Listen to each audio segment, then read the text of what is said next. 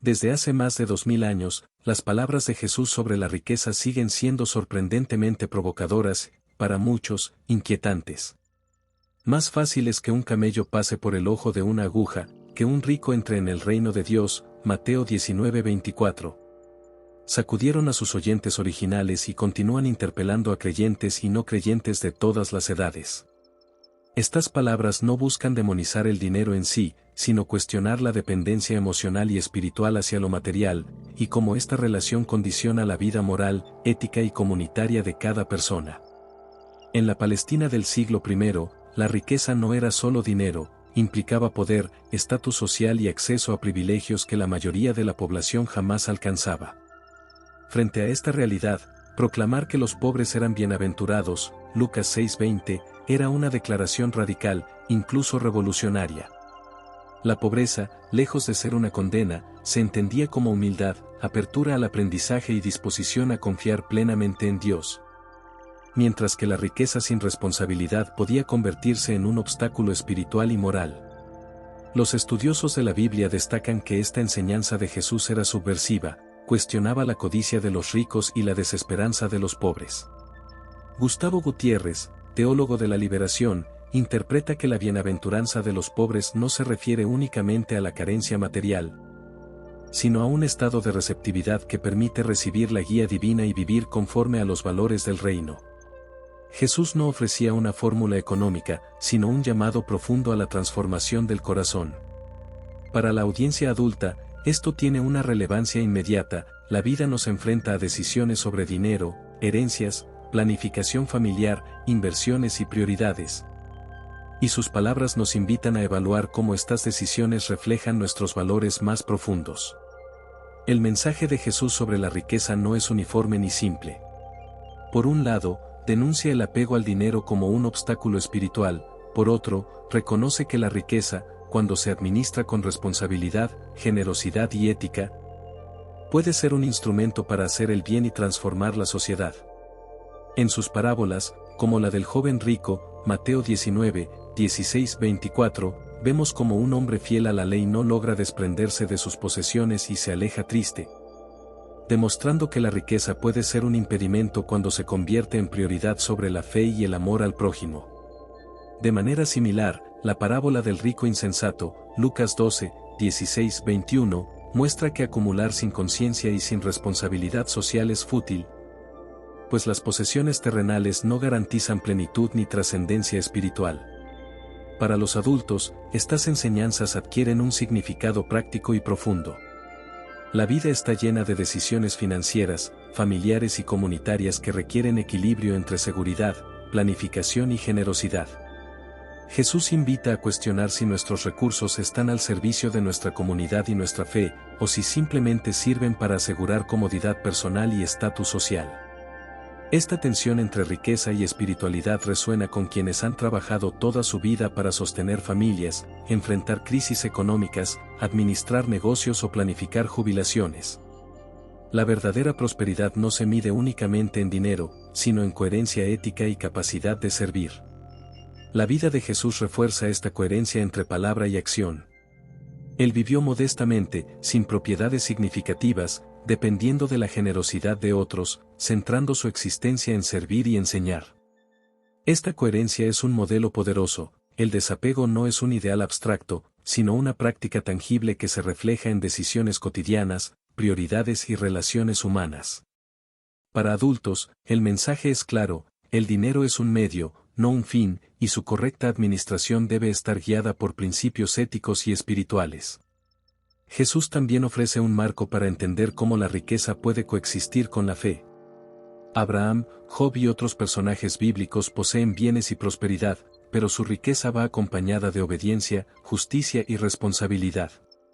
Job, por ejemplo, enseña que la riqueza trae pruebas que requieren madurez, integridad y humildad. En el Nuevo Testamento, milagros como la multiplicación de panes y peces muestran que la abundancia puede ser bendición si se comparte y se utiliza con propósito. Estudios modernos, como los de Craig Blomberg, coinciden en que la riqueza no es condenable por sí misma, sino que su valor depende de cómo se use.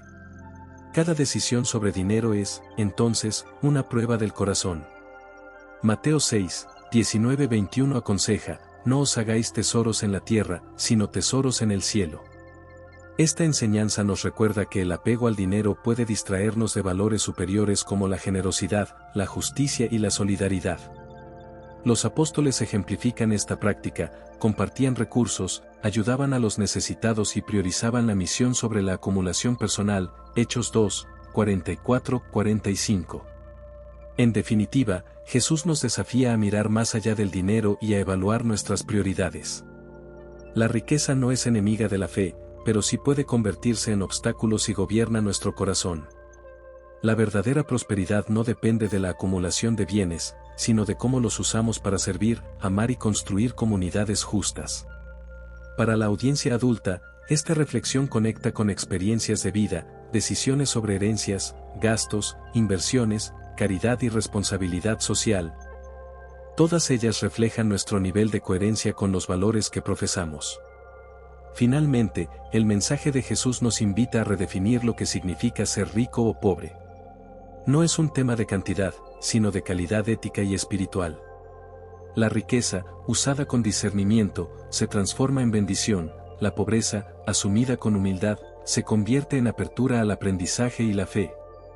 El desafío es constante, cada acto de administración de recursos refleja nuestro corazón y nuestra capacidad de vivir con integridad, generosidad y justicia.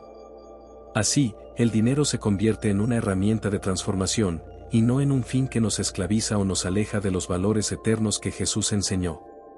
La verdadera riqueza, entonces, reside en vivir con coherencia entre fe, acción y servicio, dejando un legado que trascienda lo material y toque la vida de otros de manera positiva. Uno de los episodios más intensos y debatidos del Evangelio es el encuentro de Jesús con el joven rico, Mateo 19, 16-24, Marcos 10, 17-27, Lucas 18, 18, 23. Esta escena se convierte en una radiografía espiritual de cómo las riquezas pueden convertirse en cadenas invisibles que atan incluso a quienes cumplen con la ley y buscan sinceramente agradar a Dios. Para los adultos, la historia resuena porque toca directamente la tensión que muchos han vivido, el deseo de seguridad económica frente al llamado a la fe radical. El relato inicia con un joven que se acerca con una pregunta aparentemente noble: «Maestro bueno, ¿qué haré para heredar la vida eterna?». Jesús primero lo lleva a reflexionar en los mandamientos, los cuales afirma haber cumplido. Hasta aquí, el joven muestra un historial intachable. Pero Jesús, que ve más allá de las apariencias, pone el dedo en la llaga: «Si quieres ser perfecto, anda, vende lo que tienes, dalo a los pobres, y tendrás tesoro en el cielo, y ven y sígueme». El joven, incapaz de desprenderse de sus bienes, se va triste. Este pasaje revela varias dimensiones.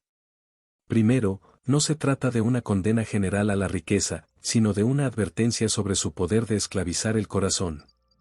El joven había hecho de sus posesiones su identidad, su seguridad y probablemente su orgullo. Jesús le mostró que la fe auténtica exige desapego y confianza plena en Dios.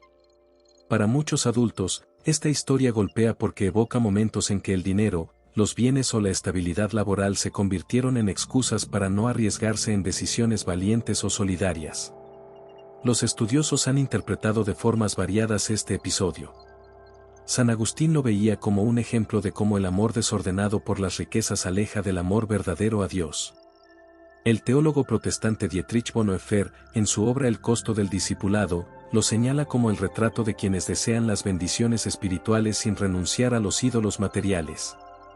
Y el académico moderno Craig Kine destaca que, en la cultura judía, la riqueza era vista como bendición divina, por eso, la instrucción de Jesús era radicalmente contracultural, pues cuestionaba la idea de que el dinero garantizaba favor de Dios. Para un público adulto, la lección es doble. Por un lado, el llamado a la libertad interior frente al dinero, ser dueños de los recursos, y no esclavos de ellos. Por otro, la invitación a usar la riqueza de manera activa en favor de otros, rompiendo el círculo del egoísmo. Esto interpela especialmente a quienes han acumulado bienes después de años de esfuerzo, se transforman en herramientas de bien o en cargas que impiden avanzar espiritualmente. La tristeza del joven rico refleja algo universal: desprenderse de bienes es doloroso porque conlleva renunciar a una parte de nuestra identidad social. En la actualidad, el consumismo ha elevado el estatus económico a medida de valor personal. Tener una casa grande, un auto lujoso o ahorros abundantes son, para muchos, señales de éxito. Jesús, en cambio, invita a ver la riqueza como pasajera y secundaria frente a la vida eterna y la justicia divina. Este episodio también toca la generosidad. Dar no es un simple acto económico, sino un acto espiritual que demuestra en quién confiamos. San Juan Crisóstomo afirmaba que no dar a los pobres es robarles, porque lo que poseemos pertenece a todos. Así, Jesús no pide caridad ocasional, sino una transformación radical, que la riqueza deje de ser un fin en sí misma para convertirse en medio de servicio. En conclusión, el joven rico encarna una pregunta incómoda: ¿qué ocupa el primer lugar en nuestra vida? Si el dinero y los bienes están por encima de la fe y la justicia, entonces la riqueza se convierte en obstáculo. Para los adultos, la reflexión es urgente: cada inversión, herencia, ahorro o gasto revela dónde está nuestro corazón. Jesús no condena la riqueza, pero sí confronta el apego que nos impide vivir libres, solidarios y fieles. El verdadero tesoro no se acumula en bóvedas ni cuentas bancarias, sino en actos de amor y generosidad. En el Sermón del Monte, Jesús pronuncia una frase que se ha vuelto central en el debate sobre riqueza y espiritualidad: no os hagáis tesoros en la tierra, sino haceos tesoros en el cielo, porque donde esté vuestro tesoro, allí estará también vuestro corazón. Mateo 6, 19-21. Esta enseñanza resume magistralmente el peligro de la riqueza: no está en el objeto material, sino en cómo orienta nuestros deseos más profundos. Para adultos que han experimentado el ciclo de trabajo, ahorro, gasto y, muchas veces, crisis financieras, estas palabras son particularmente reveladoras. No se trata de ignorar la importancia del dinero en la vida práctica. Todos necesitamos recursos para sobrevivir, educar a los hijos, cuidar la salud y proyectar el futuro. Pero Jesús recalca que el dinero nunca debe convertirse en el centro de nuestra existencia, porque el corazón tiende a seguir aquello en lo que invertimos más tiempo, esfuerzo y confianza. Históricamente, en el judaísmo del siglo I, la acumulación de riquezas en forma de tierras, rebaños o monedas de oro era señal de estatus y seguridad. Sin embargo, también existía la conciencia de que todo era efímero y dependía de la voluntad divina. Jesús radicaliza esta perspectiva: acumular tesoros terrenales no solo es vano, sino peligroso, porque genera falsas seguridades. Por eso contrasta tesoros en la tierra con tesoros en el cielo, invitando a pensar en acciones justas, solidarias y espirituales como la verdadera inversión. Estudiosos como N. T. Wright afirman que esta enseñanza de Jesús no busca espiritualizar la pobreza, sino reorientar el concepto de prosperidad. La verdadera riqueza no está en objetos, sino en la calidad de las relaciones humanas y en la participación en el reino de Dios. Esta visión conecta con la psicología moderna. Estudios demuestran que, después de cierto nivel de ingresos, el dinero deja de aumentar la felicidad y, en cambio, son la generosidad, la solidaridad y la vida con propósito los que producen mayor bienestar emocional. Para la audiencia adulta, esta enseñanza también implica examinar prioridades. Muchos pasan décadas acumulando bienes, pero descuidan la salud, los vínculos familiares o la vida espiritual. Jesús advierte que esas inversiones son riesgosas. Las riquezas materiales se pueden perder por crisis, enfermedades, devaluaciones o simplemente por el paso del tiempo. En cambio, las inversiones espirituales generan frutos duraderos: paz, legado ético, amor transmitido a los hijos y servicio comunitario. La expresión "donde esté vuestro tesoro" es profundamente psicológica. Lo que más valoramos dirige nuestras decisiones, emociones y proyectos. Si el dinero ocupa ese lugar, inevitablemente nuestro corazón quedará atrapado en la ansiedad, el miedo a perder y la constante comparación con otros. En cambio, cuando el tesoro está en Dios y en valores eternos, la vida adquiere estabilidad, confianza y paz interior. Un aspecto interesante es cómo este pasaje resuena con adultos en etapa de jubilación o con familias que planifican herencias. La pregunta no es solo cuánto dejar a los hijos, sino qué valores transmitir junto con esos bienes. Si la prioridad ha sido acumular, la herencia puede convertirse en fuente de división. Pero si se ha cultivado un tesoro espiritual, amor, unidad, fe, ese legado perdura más allá del dinero. En la historia de la Iglesia, Muchos santos vivieron esta enseñanza literalmente, desde Francisco de Asís, que renunció a su fortuna, hasta madres y padres de familia que han optado por la sencillez para educar a sus hijos en solidaridad. El punto no es la cantidad de riqueza, sino la dirección del corazón. En conclusión, Jesús nos plantea una elección inevitable: ¿invertimos en lo efímero o en lo eterno? Lo que más valoramos definirá el rumbo de nuestra vida.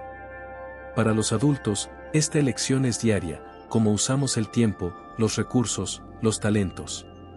La pregunta central es clara: ¿en qué tesoro estamos invirtiendo?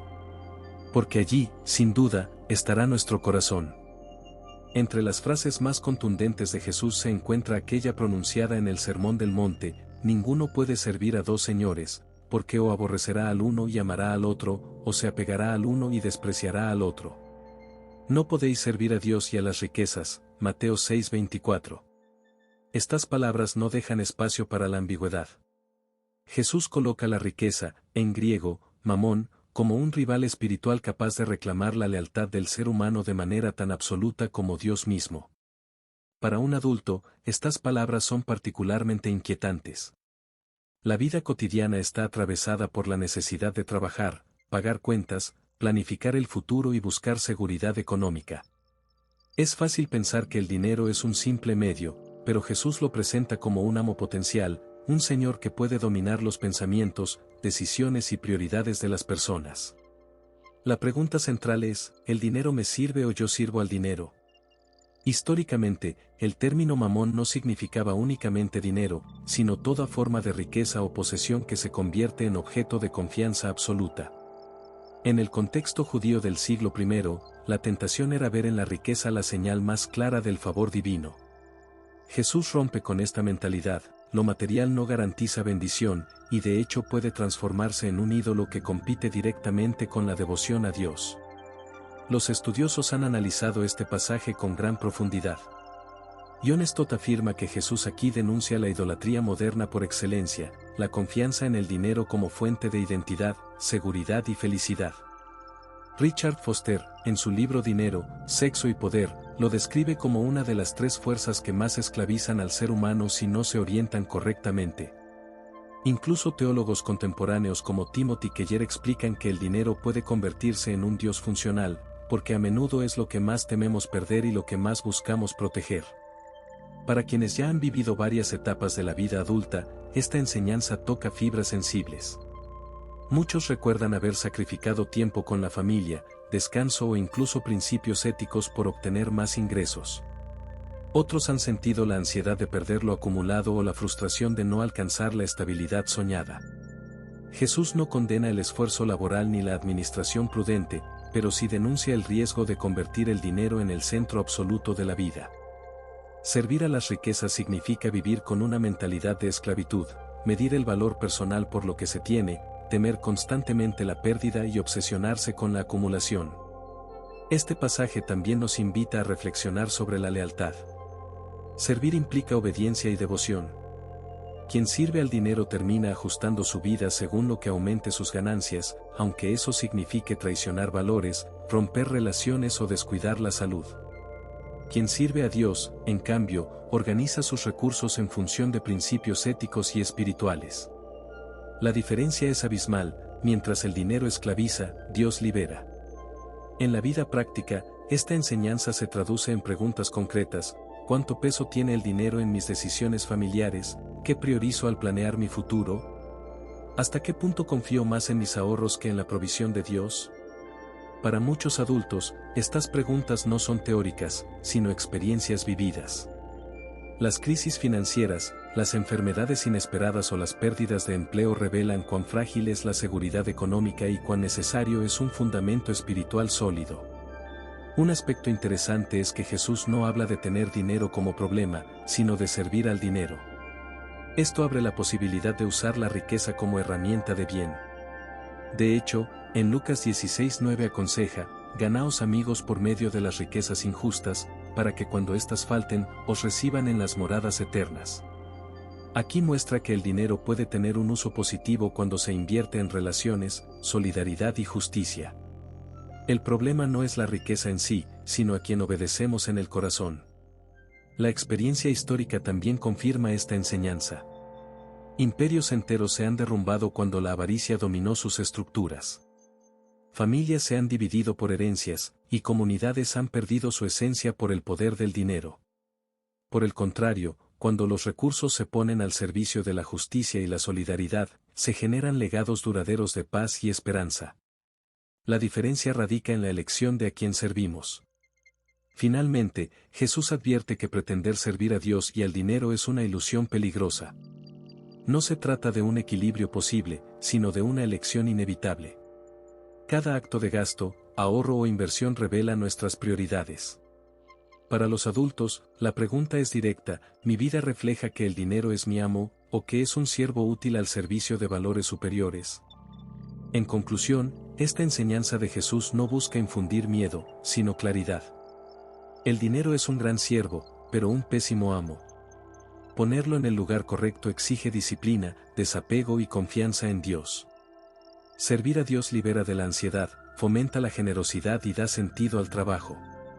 Servir al dinero, en cambio, esclaviza, divide y deja un vacío que ninguna fortuna puede llenar. Así, el llamado de Jesús es urgente y actual: escoger quién será nuestro Señor, porque esa elección definirá no solo nuestra relación con el dinero, sino el rumbo entero de nuestra vida. En el Evangelio de Lucas, Jesús relata una de las parábolas más provocadoras y vigentes para quienes buscan seguridad en las riquezas, la parábola del rico insensato, Lucas 12, 16, 21. La historia describe a un hombre cuyas tierras producen en abundancia. Ante la cosecha extraordinaria, decide derribar sus graneros y construir otros más grandes para almacenar todo. Una vez asegurada su fortuna, se dice a sí mismo: «Alma mía, muchos bienes tienes guardados para muchos años, repósate, come, bebe, regocíjate». Pero Dios le responde: «Necio, esta noche vienen a pedirte tu alma, y lo que has provisto, ¿de quién será?». La fuerza de la parábola radica en que revela una ilusión universal: creer que acumular más garantiza tranquilidad y plenitud. Para muchos adultos, esta enseñanza resulta profundamente actual. La sociedad moderna valora el ahorro, las inversiones y la planificación como signos de prudencia. Sin embargo, Jesús confronta la tentación de convertir la previsión en idolatría. El problema no es ahorrar, sino confiar únicamente en lo acumulado y olvidar la fragilidad de la vida. El hombre de la parábola no es presentado como corrupto ni violento. Su error es más sutil: colocar su esperanza en lo material y vivir con egoísmo. En su monólogo interno no aparece la palabra otros. No piensa en compartir con los pobres, ni en agradecer a Dios, ni en servir a su comunidad. Todo gira en torno a sí mismo. El insensato no entiende que la vida es breve y que la verdadera riqueza se mide en generosidad, no en graneros llenos. Estudiosos como William Barclay explican que la parábola critica la obsesión por el mañana. El rico insensato planea como si su vida estuviera garantizada, olvidando que la existencia es un regalo frágil. Por eso Jesús concluye con una advertencia que atraviesa los siglos: así es el que hace para sí tesoro, y no es rico para con Dios. La frase plantea una inversión radical de valores. La verdadera riqueza no es la cantidad de bienes acumulados, sino la calidad de la relación con Dios y con el prójimo. Para los adultos, este pasaje toca un nervio sensible: la planificación financiera para el futuro. Es necesario ahorrar, prever la vejez o sostener a la familia. Sin embargo, Jesús llama a revisar qué lugar ocupa esa previsión en el corazón. ¿Se convierte en fuente de seguridad absoluta o en herramienta al servicio de un propósito mayor? Muchas personas han dedicado décadas a trabajar y acumular, solo para descubrir que la salud, el tiempo o los vínculos familiares no se compran con dinero. La parábola también expone un dilema moral: ¿cómo usamos la abundancia? En tiempos de crisis globales, donde millones carecen de lo básico, acumular sin compartir se convierte en un acto de insensatez colectiva. El rico insensato simboliza a toda sociedad que mide el éxito en producción y consumo, pero olvida la justicia y la solidaridad. En términos espirituales, la historia recuerda que la vida es más que bienes. La muerte llega sin previo aviso, y lo acumulado queda atrás. El salmista ya lo había expresado: no temas cuando se enriquece alguno, porque cuando muera no llevará nada. Salmo 49, 16-17. Jesús, al retomar esta enseñanza, nos obliga a preguntarnos, ¿qué quedará cuando partamos? ¿Una bodega llena de objetos o un legado de amor, fe y servicio? En conclusión, la parábola del rico insensato no ataca la previsión, sino la idolatría de la acumulación. Para los adultos, es un recordatorio incómodo pero necesario: la vida no se sostiene en graneros, cuentas bancarias ni propiedades, sino en la confianza en Dios y en el amor compartido. La riqueza verdadera no es lo que guardamos, sino lo que damos. Y lo único que trasciende es la huella espiritual que dejamos en quienes nos rodean. Que trascienden más allá de la muerte. El Evangelio de Lucas presenta una historia fascinante y profundamente humana, la de Zaqueo, un jefe de publicanos, Lucas 19, 1-10. Este hombre era rico, pero también despreciado. Su oficio consistía en cobrar impuestos para Roma, lo que lo convertía en símbolo de corrupción y traición a su propio pueblo. Sin embargo, en su interior había un anhelo que ni la riqueza ni el poder podían llenar: conocer a Jesús. La narración describe a Zaqueo intentando ver a Jesús en medio de la multitud, pero su baja estatura se lo impedía. Entonces corre y se sube a un árbol. Este gesto, casi infantil, revela su desesperación espiritual. No le importó la dignidad de su cargo ni el ridículo ante los demás. Jesús, al verlo, lo sorprende con una invitación inesperada: Zaqueo, date prisa, desciende, porque hoy es necesario que pose yo en tu casa. Ese encuentro transforma su vida. La respuesta de Zaqueo es inmediata y radical.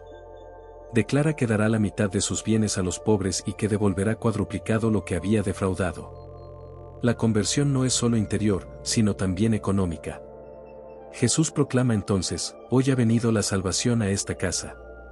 La salvación se manifiesta en un cambio concreto de relación con el dinero y con los demás. Para los adultos, la historia de Zaqueo es profundamente reveladora. Primero, porque muestra que la riqueza no satisface el hambre del alma. Muchos, tras años de trabajo y éxito, descubren un vacío que nada material logra llenar. Zaqueo encarna esa insatisfacción. Su riqueza le daba poder, pero no paz.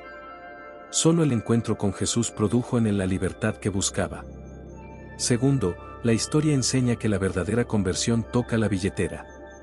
No basta con emociones o palabras, la fe auténtica se traduce en acciones concretas de justicia y generosidad. El compromiso de Zaqueo de restituir lo robado muestra que la gracia no es excusa para eludir responsabilidades, sino fuerza para reparar el daño y transformar la vida económica en instrumento de bien. Estudiosos como Joel Green explican que Zaqueo se convierte en modelo de discipulado. Su respuesta no es renunciar a toda riqueza, sino usarla de manera justa y generosa. En contraste con el joven rico que se marchó triste, Zaqueo demuestra que la riqueza, bien administrada, puede ser vehículo de salvación y restauración comunitaria. La historia también tiene un mensaje social. En una época donde los publicanos eran odiados, Jesús rompe barreras y se acerca a un hombre marginado por su profesión. Al aceptar su hospitalidad, lo dignifica y abre un camino de reconciliación. Para adultos que han sentido rechazo por errores pasados, esta historia muestra que siempre hay posibilidad de un nuevo comienzo. Finalmente, el caso de Zaqueo plantea un desafío práctico: ¿qué hacemos con nuestros recursos? La conversión no siempre exige renunciar a todo, pero sí exige cambiar la manera en que administramos lo que tenemos. Ser discípulo implica ver el dinero como herramienta para la justicia, no como fin egoísta. En conclusión, la historia de Zaqueo revela que la verdadera riqueza está en la transformación del corazón y en la capacidad de usar los bienes en favor de los demás. La salvación no excluye a los ricos, pero sí exige de ellos un cambio profundo: pasar del egoísmo a la generosidad, de la injusticia a la restitución. Para los adultos, es un recordatorio esperanzador: no importa el pasado, siempre es posible empezar de nuevo y descubrir que la verdadera abundancia está en la comunión con Dios y en el servicio al prójimo.